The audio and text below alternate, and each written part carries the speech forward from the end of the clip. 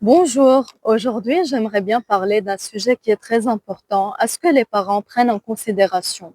Et ceci est la pression scolaire chez notre enfant.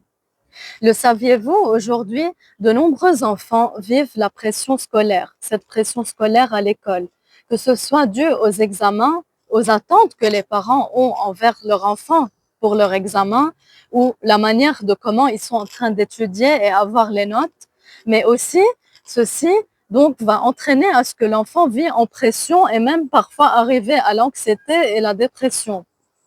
Ceci donc provient des parents, cette pression, ou bien même des enseignants et même des amis de ces enfants, les amis de ces enfants.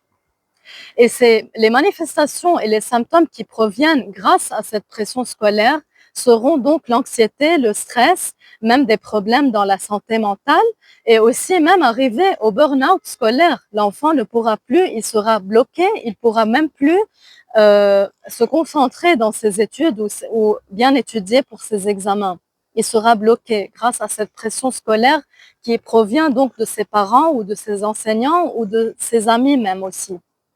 Pour cela, en tant que psychologue, je conseille aujourd'hui aux parents de bien savoir comment travailler avec notre enfant, ou plutôt que de faire la pression à notre enfant, il faut l'encourager.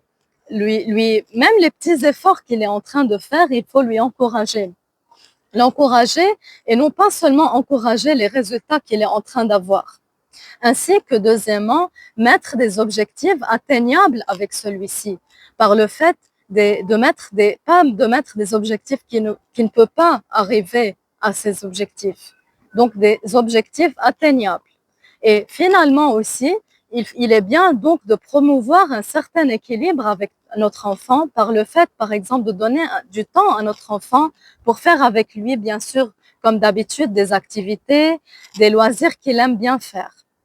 Et si vous avez bien sûr des préoccupations envers ce sujet, n'hésitez pas à consulter un psychologue comme moi qui pourra vous aider et vous soutenir afin que votre enfant soit plus épanoui.